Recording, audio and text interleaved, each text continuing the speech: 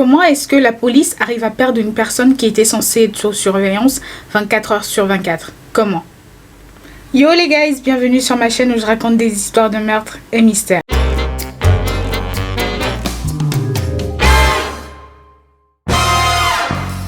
J'espère que vous allez bien, bienvenue sur ma chaîne.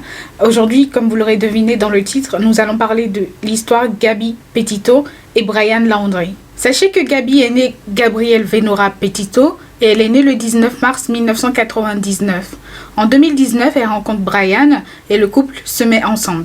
En juillet 2021, le couple entame un voyage dans leur van qu'ils vont aménager pour l'occasion et le voyage était censé durer 4 mois. Le 12 août 2021, la police sera appelée par rapport à un couple qui se battait dans leur van. C'est ainsi qu'un policier va arriver sur les lieux et se retrouver avec Brian et Gabby Petito. Le policier va ainsi essayer de calmer la situation, notamment en prenant la déposition de chacun. Et on retrouve sur la vidéo Gabby qui est complètement hystérique et qui pleurait, et un Brian qui avait l'air d'avoir encaissé les coups venant de sa compagne et qui était plutôt relativement très calme. Le problème, c'est que Gabby va disparaître fin août 2021. C'est ainsi que le FBI va ouvrir une enquête le 12 septembre 2021 suite au fait que les parents de Gabby vont déclarer sa disparition.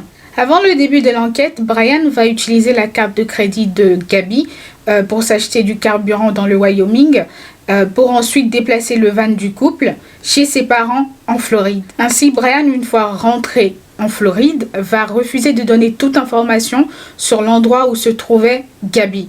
Le truc, c'est qu'il va aussi s'envoyer des messages entre son téléphone et le téléphone portable de Gabby pour essayer de tromper les enquêteurs en leur faisant croire que Gabby était encore vivante. Enfin, aucun sens. Le 19 septembre 2021, le corps de Gabby va être retrouvé dans le Wyoming et le coroner qui va examiner son corps va affirmer que sa mort a eu lieu entre 2 et 3 semaines avant qu'on ne retrouve son corps. Notez que pendant la disparition, pendant que le FBI menait l'enquête sur la disparition de Gabby, le FBI a mis Brian sous surveillance. Et le problème, c'est qu'à un moment donné, ils vont perdre Brian. Comment est-ce qu'on arrive à perdre une personne qui est sous surveillance 24 heures sur 24? Je ne comprends pas. Mais ils vont perdre Brian en le confondant avec sa mère. C'est ainsi que le 15 septembre, le FBI va retrouver le van de Brian dans un parc en Floride. Et le 17 septembre, les parents de Brian vont déclarer sa disparition.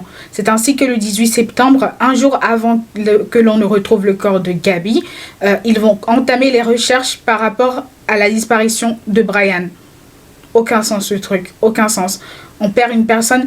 Apparemment, Brian était tellement surveillé que les voisins, quand ils entraient dans le champ de vision de la police appelait les voisins et leur disait « Allô, vous êtes dans le champ de vision là, dégagez, dégagez ». Enfin, et on surveille cette personne 24 heures sur 24 et ils arrivent à le perdre en le confondant, même pas avec son père, avec sa mère. Avec sa mère.